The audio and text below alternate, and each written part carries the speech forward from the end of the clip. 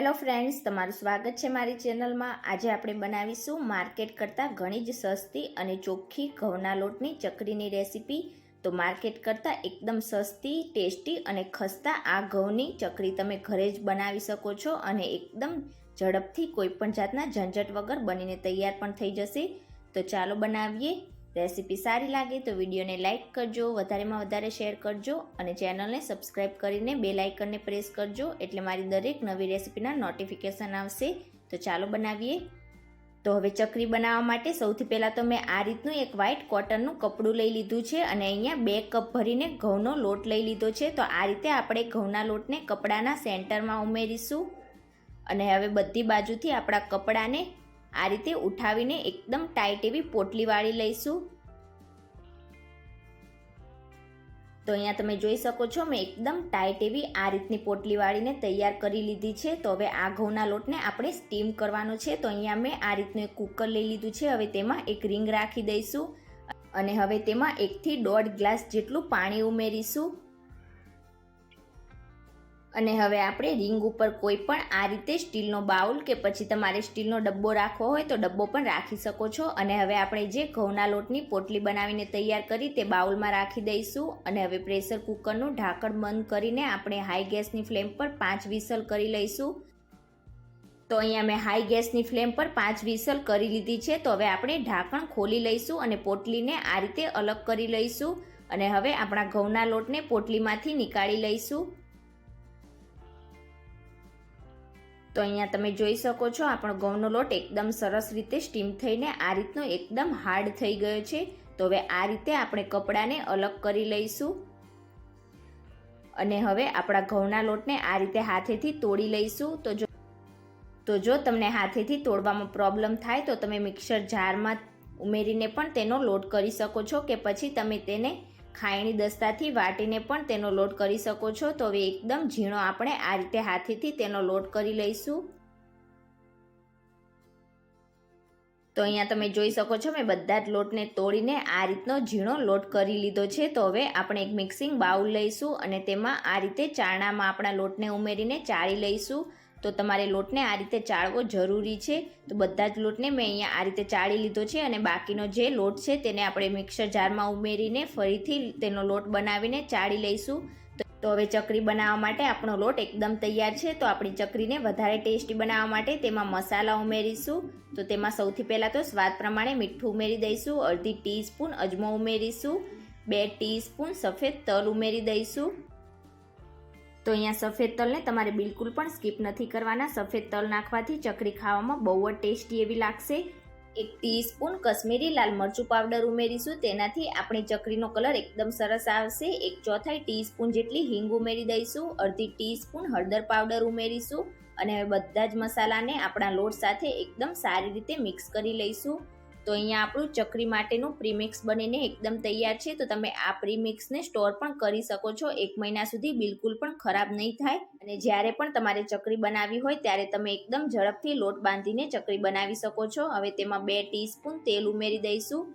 તો જો તમે પ્રીમિક્સને સ્ટોર કરવા માંગતા હોય તો તમારે ત્યારે તેમાં તેલ નથી ઉમેરવાનું, જ્યારે પણ તમે લોટ બાંધો ત્યારે તમારે તેમાં તેલ ઉમેરીને લોટ બાંધી લેવાનો। તો અને હવે આ રીતે આપણા તેલને ચમચીથી મિક્સ કરી લીધા પછી હાથેથી મસળતા જઈને આપણા મોણને લોટ સાથે એકદમ સારી રીતે મિક્સ કરી લઈશું અને હવે તેમાં આપણે થોડુંક પાણી ઉમેરતા જઈશું અને મીડિયમ લોટ બાંધીને તૈયાર કરીશું। તો અહીંયા તમારે એકસાથે વધારે પાણી નથી ઉમેરી દેવાનું, નહીં તો લોટ તમારો એકદમ સોફ્ટ થઈ જશે। તો અહીંયા ચકરી બનાવવા માટે આપણે વધારે પડતો સોફ્ટ પણ નહીં અને વધારે પડતો હાર્ડ પણ નહીં, એ રીતનો સેમી સોફ્ટ લોટ બાંધીને તૈયાર કરીશું। તો બિલકુલ આ જ રીતે આપણે થોડું પાણી ઉમેરતા જઈશું અને મસળતા જઈને લોટ બાંધી લઈશું। તો અહીંયા તમે જોઈ શકો છો મેં આ જ રીતે લોટ બાંધીને તૈયાર કરી લીધો છે અને લોટ વધારે પડતો સોફ્ટ પણ નથી અને વધારે પડતો હાર્ડ પણ નથી। આ રીતનો તમારો સેમી સોફ્ટ ચકરી માટેનો લોટ બંધાઈને તૈયાર થયેલો હોવો જોઈએ। તો હવે આપણે લોટને સાઈડ ઉપર રાખીશું અને ચકરી બનાવવા માટે મેં અહીંયા આ રીતની સ્ટારની જાળીને આ રીતે રાખી દીધી છે। તો હવે તેને આપણે તેલથી એકદમ સારી રીતે ગ્રીસ કરી લઈશું અને આપણે સંચાને પણ તેલથી એકદમ સારી રીતે ગ્રીસ કરી લઈશું।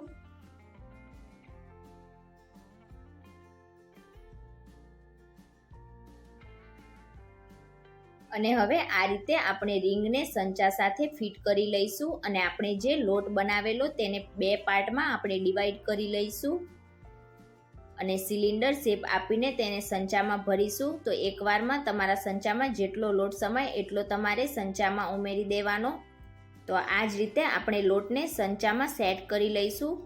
તો અહીંયા એકવારમાં જેટલો લોટ સમાય એટલો મેં સંચામાં પેક કરી દીધો છે. હવે આ રીતે આપણે સંચાને બંધ કરી દઈશું અને હવે ચકરી બનાવવા માટે મેં આ રીતની એક સ્ટીલની પ્લેટ લઈ લીધી છે. તમે એલ્યુમિનિયમ ફોઇલ કે પછી બટર પેપર ઉપર પણ ચકરી બનાવી શકો છો. તો હવે આ રીતે સંચાને રાઉન્ડ શેપ આપતા જઈને આપણે ચકરી બનાવીને તૈયાર કરી લઈશું.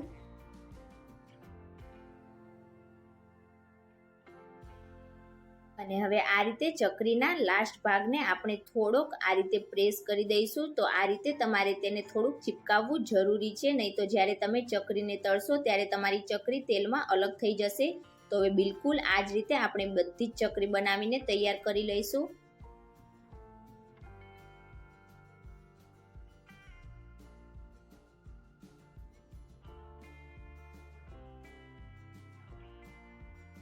તો અહીંયા તમે જોઈ શકો છો આપણી ચકરી વચ્ચેથી બિલકુલ પણ તૂટતી નથી. તો જો આ સ્ટેજ ઉપર તમારો લોટ વધારે પડતો હાર્ડ હશે તો જ્યારે તમે ચકરી બનાવશો ત્યારે ચકરી તમારી વચ્ચેથી તૂટશે. તો જો તમારો લોટ વધારે પડતો હાર્ડ થઈ ગયો હોય તો તમારે લોટને ફરીથી સંચામાંથી બહાર નીકાળીને તેમાં 1 થી 2 ટીસ્પૂન જેટલું પાણી ઉમેરીને મસળીને લોટ બાંધી લેવાનો. તો પણ તમારો લોટ એકદમ પરફેક્ટ થઈ જશે અને તમારી ચકરી એકદમ પરફેક્ટ બનશે. તો હવે બિલકુલ આ જ રીતે આપણે પહેલાં થોડીક ચકરી બનાવીને તૈયાર કરી લઈશું. તો અહીંયા મેં આ રીતે પહેલાં થોડીક ચકરી બનાવીને તૈયાર કરી લીધી છે. તો આ રીતે આપણે થોડી ચકરી બનાવતા જઈશું અને સાથે ચકરીને તળતા પણ જઈશું. તો અહીંયા ચકરીને તળવા માટે મેં તેલને પહેલાંથી જ ગરમ કરવા માટે રાખી દીધું હતું. તેલ એકદમ સારી રીતે ગરમ થઈ જાય એટલે ગેસની flame medium two high side રાખીશું અને હવે આપણે જે ચકરી બનાવેલી તે તેલમાં ઉમેરતા જઈશું.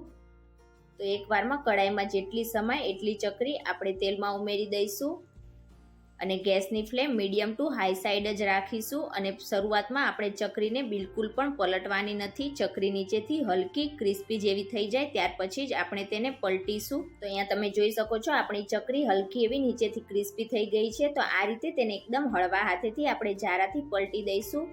બધી જ ચકરીને આ રીતે પલટતા જઈને હલકી ગોલ્ડન બ્રાઉન કલર જેવી થાય ત્યાં સુધી તેને ફ્રાય કરી લઈશું.